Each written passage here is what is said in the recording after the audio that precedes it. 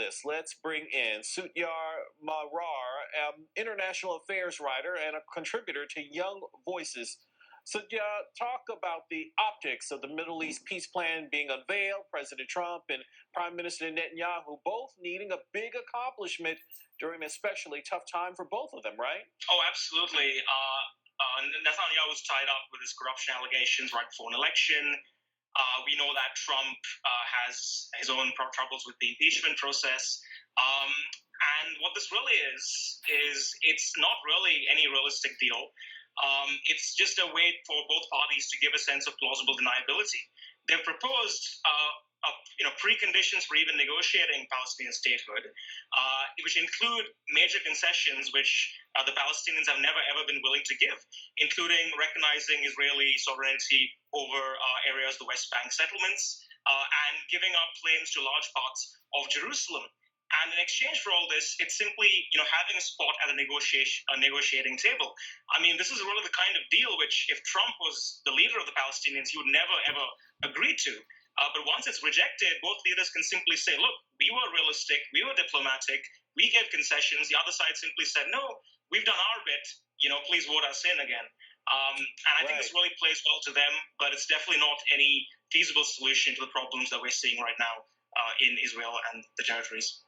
And as I mentioned, President Trump at a campaign rally right now in New Jersey. We'll take another live look at it. Does simply announcing a Mideast peace deal give him bragging rights on foreign policy and on the campaign trail, or does he actually have to have results? Look, he absolutely has to have results, but in this particular situation, by the time there are any actual results, which there won't be for a very long time, even if everything goes perfectly, the election will long be done and over, and he can look back on his legacy and say that he started a process. So this again plays pretty well to him. However, I don't think it's going to repair the complete lack of trust and goodwill between both sides of this conflict that we've seen flare up since the failure of the Camp David summit and the Oslo Accords. So really, this is just kicking the can down the road, and it's not going to address those issues. And a lot of people are saying that Trump's plan is really just a gift to Netanyahu to try and boost his election chance as we go into a third round of Israeli elections in March. Well, you could look at it that way, but what's interesting is even Netanyahu's rival, Gantz, I believe, has signed on to the plan.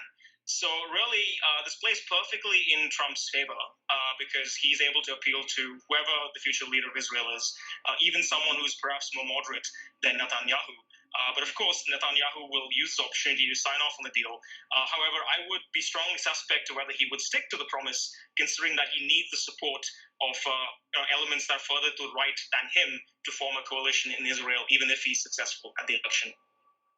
And as far as Trump's 2020 rivals go, is this plan opening the door for them to criticize him if the Mideast peace plan deal doesn't work? I mean, there's a lot to criticize, but unfortunately, anything that his rivals end up saying will be throwing stones in a glass house because they've really offered no better alternative. And really, they probably think it's political poison for them to, because any alternative they offer will risk turning off segments of the Democratic Party. We know that there are elements of the Democrats, candidates like Ilhan Omar and others like her who are very critical of the state of Israel and are perhaps more sympathetic to the Palestinian side, which this deal certainly does not appeal to. All right. International affairs writer, contributor to Young Voices, Satya Marar. Thanks for joining me here on Stateside. Coming up, violent protests on the streets of Paris, police clashing with French firefighters.